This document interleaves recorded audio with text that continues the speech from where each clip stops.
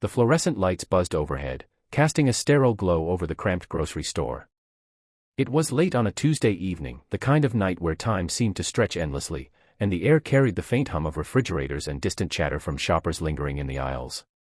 I was at the register, my fingers moving mechanically across the keypad as I scanned items for customers who barely looked up from their phones to acknowledge me. My name is Mia, and at 23, I had already learned that life wasn't about grand adventures or chasing dreams, it was about surviving paycheck to paycheck. The uniform clung uncomfortably to my skin, its polyester fabric stiff and unforgiving after hours of wear. My feet ached in shoes worn down at the soles, but I didn't dare complain, not here, not to him. The store owner, Mr. Caldwell, paced behind me, his sharp eyes darting between the cash registers and the dwindling stock on the shelves. He was a wiry man in his late 50s, with thinning hair and an unrelenting scowl etched into his face. His presence always made the room feel smaller, heavier, like the walls were closing in. He ran the store with an iron fist, demanding perfection from his employees while offering little more than disdain in return.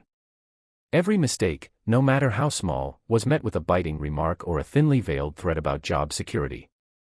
Tonight, he hovered near my station, arms crossed, watching every move I made as if waiting for me to slip up. As the clock ticked closer to closing time, the flow of customers slowed to a trickle. Just when I thought the shift might end quietly, the automatic doors slid open with a soft whoosh. An elderly woman shuffled in, her frail frame wrapped in a threadbare coat that hung loosely on her shoulders. Her hands trembled as she clutched a tattered canvas bag to her chest, and her eyes darted nervously around the store before landing on the bakery section. Something about her stopped me cold, not just her appearance, but the way she moved, as though each step required monumental effort. She hesitated by the bread display, staring longingly at a single loaf of wheat bread before reaching out tentatively, only to pull her hand back as if burned. I felt it then, a tightening in my chest, a pang of recognition. Hunger, desperation, they weren't strangers to me. They lived in the shadows of my own life, whispering reminders of what it meant to scrape by. But this woman, there was something different about her. Vulnerable. Alone. And in that moment, I realized I couldn't look away.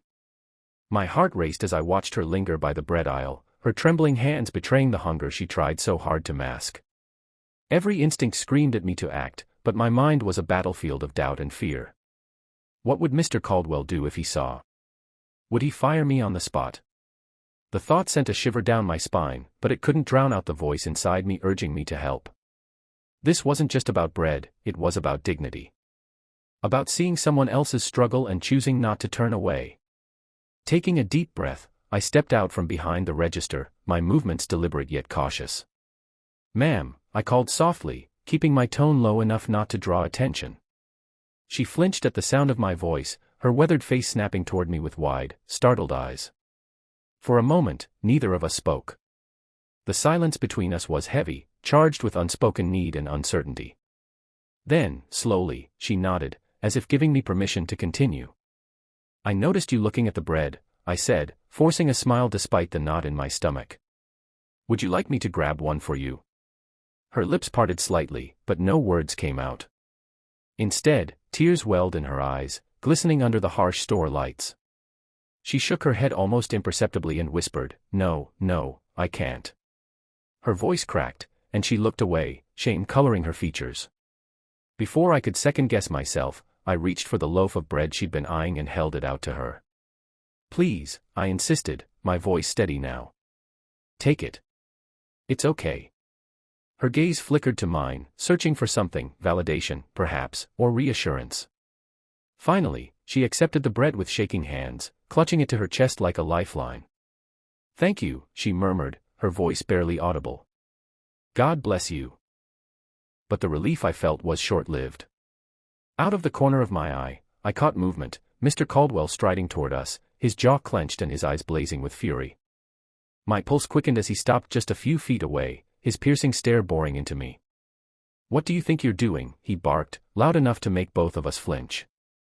The old woman took a step back, clutching the bread tighter as if bracing for punishment. I saw she needed it," I stammered, my throat dry. "She didn't have any money, Anne." "And you thought it was your place to give away my merchandise," he interrupted, his voice dripping with venom. "This isn't charity, Mia. This is a business. He snatched the loaf from the woman's hands, ignoring her quiet gasp of protest. You don't get to decide who eats and who starves. That's the plain and simple. It wasn't theft, I shot back, surprising even myself with the defiance in my tone. It was kindness. You wouldn't understand. His face turned crimson, veins bulging in his neck. Kindness doesn't pay the bills, he spat. And neither will you. Not anymore. Consider yourself fired, effective immediately. The words hit me like a punch to the gut, leaving me breathless. Around us, a few remaining customers paused, their curious glances adding to the weight of humiliation pressing down on me. The old woman reached out, her frail hand brushing against my arm. I'm so sorry, she whispered, her voice trembling. This is my fault. No, I said firmly, meeting her gaze. It's not. Don't apologize for needing help. As she turned to leave, clutching her empty bag, I felt a surge of anger, not at her, but at the world that forced people like her to choose between pride and survival. And at myself, for being powerless to change it. The walk home was a blur of cold wind and swirling thoughts, each step heavier than the last. My hands were shoved deep into the pockets of my jacket, but they did little to shield me from the biting chill or the storm brewing inside me. Fired. The word echoed in my mind, relentless and suffocating. It wasn't just the loss of a paycheck, it was the unraveling of the fragile stability I'd fought so hard to build. Rent was due in 2 weeks. My phone bill was overdue. The meager savings I'd managed to scrape together would barely cover groceries for the month, let alone everything else. Panic clawed at my chest, but beneath it lay something darker, shame. Shame for letting myself believe I could make a difference, however small, without facing consequences. When I finally reached my apartment, I slumped onto the couch, staring blankly at the cracked plaster ceiling. The room felt smaller than usual, the walls closing in as the reality of my situation sank in. I replayed the scene at the store over and over in my head, dissecting every detail, the way Mr. Caldwell's voice had risen above the hum of the fluorescent lights, the way the old woman's trembling hands had clutched that loaf of bread, the way the other customers had stared, their expressions an unreadable mass of judgment or pity. Each memory cut deeper than the last, leaving me raw and exposed. A knock at the door startled me out of my spiraling thoughts. My heart leapt, half expecting it to be Mr. Caldwell, come to deliver some final blow. Instead, it was Mrs. Patel, my elderly neighbor from down the hall. She stood in the doorway, her silver hair tied neatly in a bun and a steaming casserole dish cradled in her arms. I heard what happened, she said softly, her voice tinged with concern. Thought you might need this. Tears pricked my eyes as I accepted the dish, gratitude warring with embarrassment. Thank you, I managed, my voice thick. But how did you? Word gets around, she said with a knowing smile. People care, Mia. Even if it doesn't always feel like it. Her words lingered long after she left, a small but stubborn ember of hope amidst the wreckage of my day. That night, sleep eluded me. Every time I closed my eyes, I saw the old woman's face, the gratitude in her eyes, the way she'd whispered, God bless you, was it worth it? I wondered.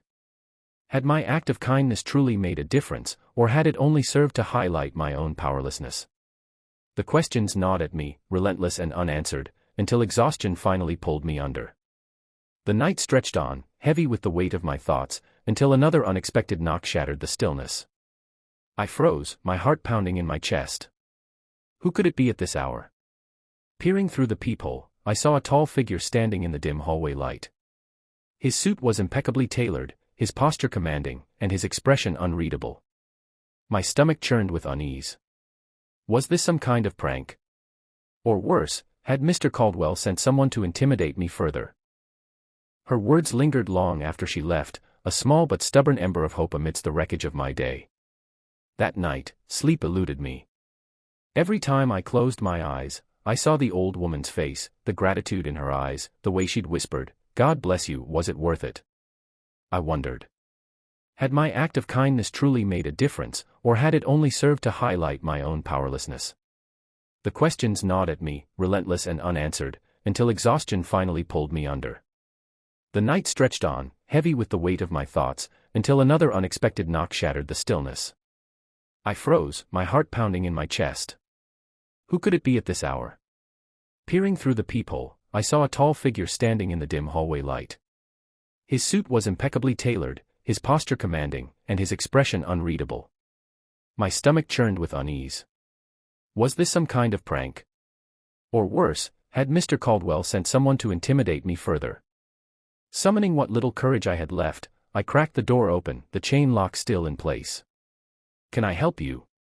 I asked, my voice tight with suspicion. The man smiled faintly, his piercing gaze softening. "Miss Mia Thompson?" he inquired, his tone calm but authoritative. "My name is Jonathan Hartley. May I come in?" The name struck a chord somewhere deep in my memory, though I couldn't quite place it. Still wary, I hesitated. "What do you want?" He exhaled slowly, as if weighing his next words carefully. "I'll explain everything, but it's best we speak privately. Please, trust me. I mean you no harm." Something in his demeanor disarmed me. Against my better judgment, I unlatched the chain and opened the door wider. He stepped inside, his presence filling the small space. Up close, I noticed the fine lines around his eyes and the streaks of gray in his dark hair. Despite his polished appearance, there was a weariness about him, as though he carried burdens far heavier than his tailored suit suggested.